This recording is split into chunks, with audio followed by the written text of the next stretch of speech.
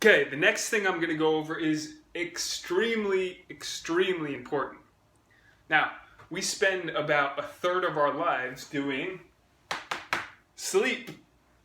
So this can be a powerful thing to either help relieve our back pain or cause more back pain. Now imagine you sleep wrong 8 hours a day, and then you go sit at a desk 8 hours a day, and then you don't really do much activity the rest of the time. You're asking yourself for back pain, right? So we need to take responsibility for this and make sure that we're preventing and doing the preventative measures.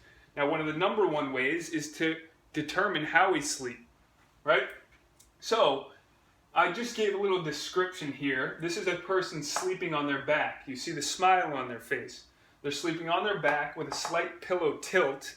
You need to determine based on the length of your neck, which feels good, and then a pillow below the knees. So the knees are propped up. This takes stress off your lower lumbar spine, and therefore you'll have less compression on the back. You'll wake up feeling better. Now, if you sleep on your side, say you try to sleep on your back, but you always wake up on your side.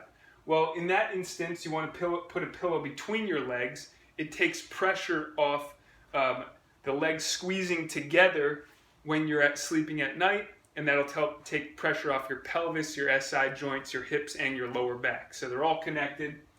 And then lastly, this is a person sleeping on their stomach. If you can see, I put an X on where all of the pressure ends up, and that's in the lower lumbar spine. So if you're a stomach sleeper, stop it. I had to stop it for myself at age 21. At first it was a little bit of a challenge. I got used to it. I sleep on my back now, and I sleep much better. And I also breathe better, which I'm going to get into. If you sleep on your stomach, you don't allow your belly to really breathe. You put compression on your chest and your belly. That's not good. You get less oxygen into the body as well. So, laying on your back, head propped up, knees propped up is going to be the best position for your spine. Now, going into the next thing. This is sleep preparation.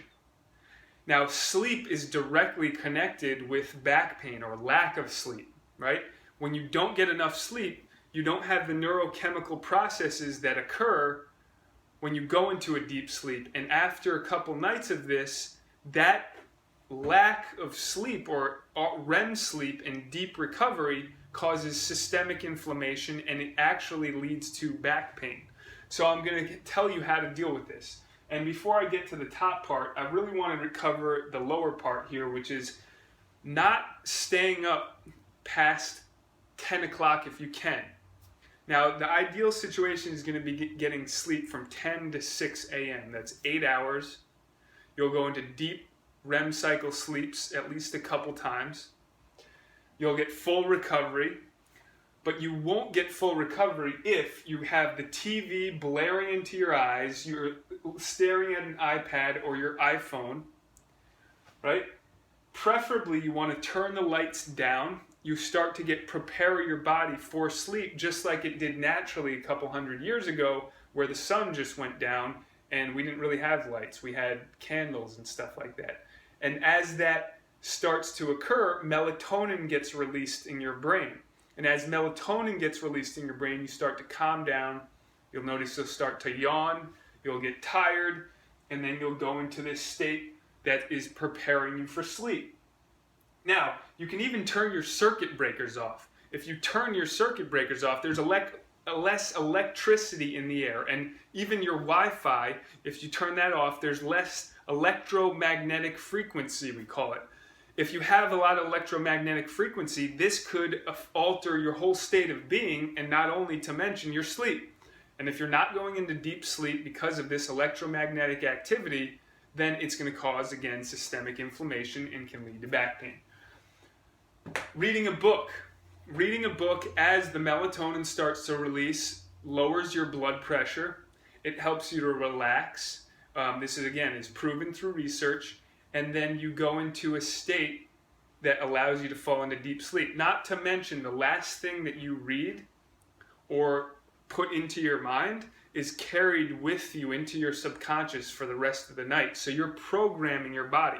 So if you go to bed watching news and you hear doom, fear, gloom, etc., all of those things all the time, well, guess what? You're carrying that into your subconscious mind. And if you went through the emotions video, then you would know that those emotions actually are destructive to our body. They're destructive to our psyche.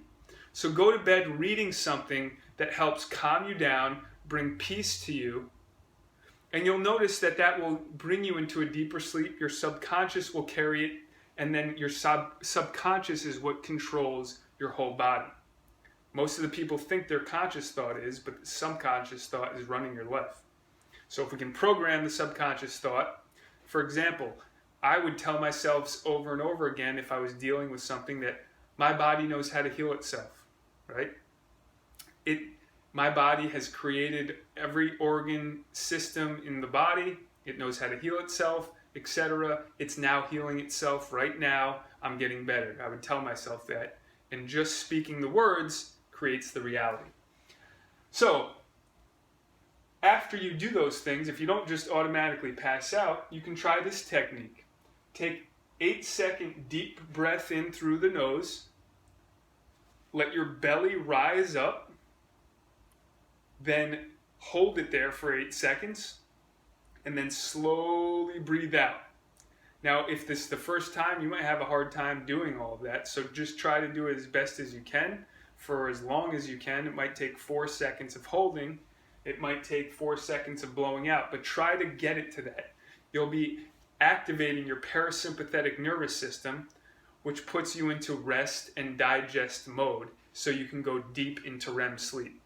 Now, again, 8-second deep nose breath, 8-second hold, keeping your belly expanded when you hold this, and then 8-second mouth exhale. If you feel drowsy right after you do the first one, we know that your parasympathetic nervous system has not been activated properly in a long time.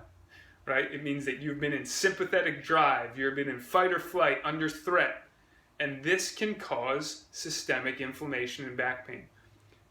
After watching a lot of these videos, you should know by now that back pain has a multitude of issues. It's never just the problem at hand, it's never just the back, it's encompassing all of these things, mind, body, and spirit.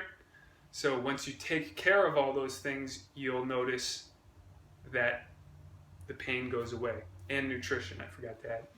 So, very powerful stuff right here. Take heed, implement this immediately, and you'll notice that your pain will at least be reduced or be gone.